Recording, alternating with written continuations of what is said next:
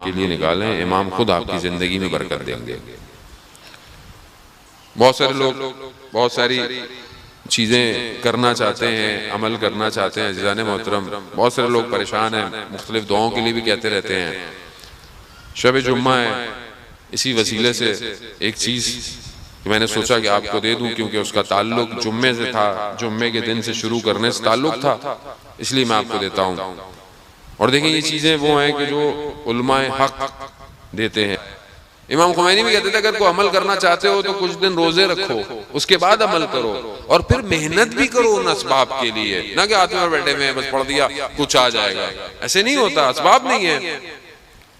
شیخ بھائی کے، جن کا میں نے پہلے بھی آپ کی خدمت میں ذکر کیا، شیخ بھائی کسی عالم دین کے ساتھ اصفہان کا ایک قبرستان ہے، تخت فولاد، بہت مشہور، بہت پرانا ہے، کہ کہتے ہیں کہ وہاں رجال الغیب دفن ہے، جو امام زمانہ کے ساتھ ہوتے تھے وہاں دفن ہے۔ تو بابا رکن الدین ایک عالم دین، وہاں ان کی قبر پر شیخ بھائی بھی گئے، یہ بھی کہتے ہیں میں کیا ہر جگہ فاتحہ پڑھے تھے، جیسے ہی اس قبر سے فاتحہ پڑھ کر اٹھے تو دیکھا کہ شیخ بھائی کے چہرے کی رنگ تبدیل ہو گیا ہے۔ تو میں نے ان سے پوچھا کہ کیا ہوا؟ کہتے ہیں کہ میں نے سلام جب کیا تو اندر سے جواب آیا کہ وقت تھوڑا رہ گیا ہے، تیار ہو جاؤ۔ وہ کہتا ہے میں سمجھ گیا کہ اب موت قریب ہے۔ وہ کہتے ہیں کہ 6 مہینے بعد شیخ بھائی کا انتقال ہو گیا۔ شیخ بھائی جو کہ مشہد مقدس میں امام کے حرم کے اندر دفن ہے۔ شیخ بھائی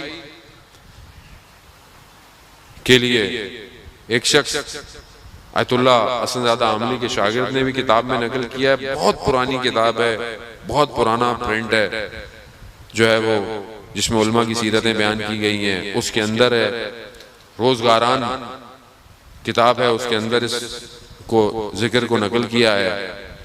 ایک شخص کہتا ہے کہ میں نے کتاب میں ایک ذکر دیکھا جو شیخ بھائی سے منسوب تھا، کہ اس کو ذکر کو 100 دفعہ پڑھنا ہے اور 10 دن تک پڑھنا ہے، اور اس میں کتاب میں تھا کہ بدھ سے شروع کرو یہ ذکر اور جمعے پہ ختم کر دو، اور اگر تمہارا کام نہ ہو تو مجھے برا بھلا بولو۔ شیخ بھائی نے لکھا ہوا، اب وہ طالب علم تھے، اس نے شروع کیا، جمعہ آیا کام ہی نہیں ہوا۔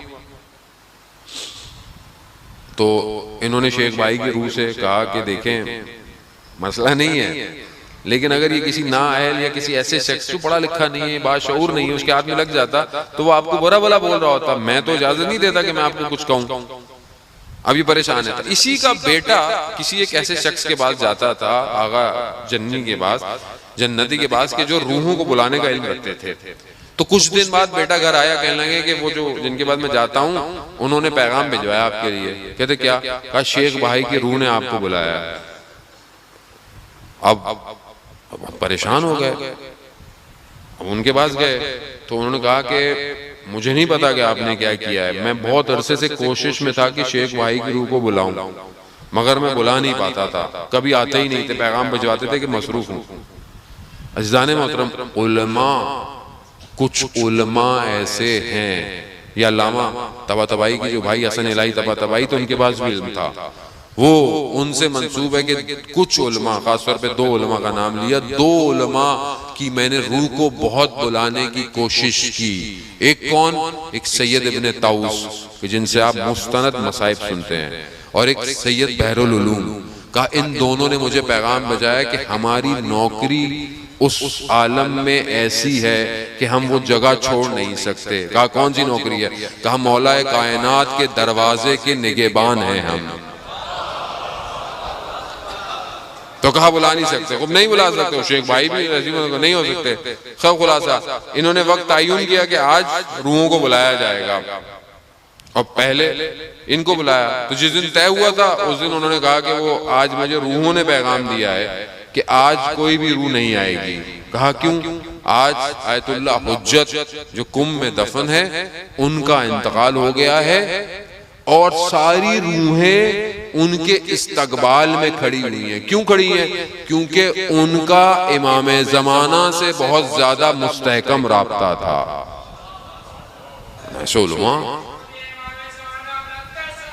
اللہم صلی علی محمد۔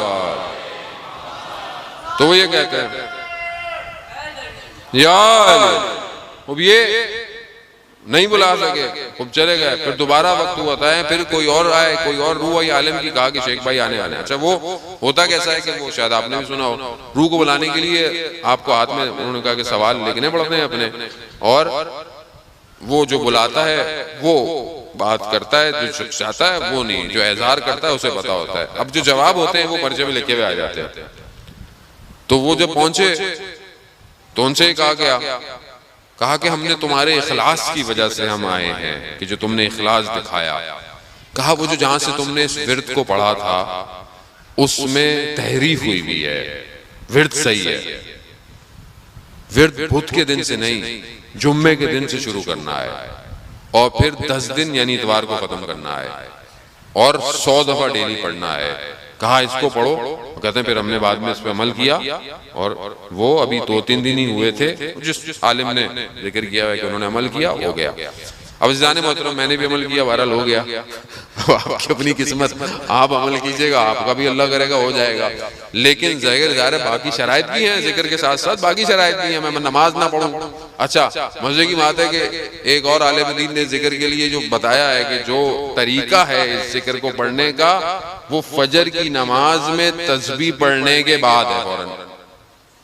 تو اب تو جو نہیں پڑھتا تو پہلے تو فجر کی نماز پڑھے، اور اب اگر کل پڑھے گا تو اللہ بھی کوئی دیکھ رہا ہے کہ آج تو ذکر کے چکر میں نماز پڑھی ہے، چلو میں کچھ دن تو پڑھواؤں تمہیں، وہ کہے گا نماز، تو چلیں اچھی بات ہے، کوئی نہ کوئی اچھائی تو میں کروں گا۔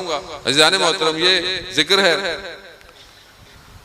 بسم اللہ الرحمن الرحیم، یا مفتح الابواب، یا مقلب القلوب والابصار، ویا دلیل المتحیرین، ویا غیاث المستغیثین، توکلت علیک یا رب وقض حاجتی وقف مہمی، ولا حول ولا قوة الا باللہ العلی العظیم، وصلی اللہ علی محمد وآلہ اجمعین۔ صلوات بیت محمد وآلہ، اللہم صلی علی محمد وآلہ۔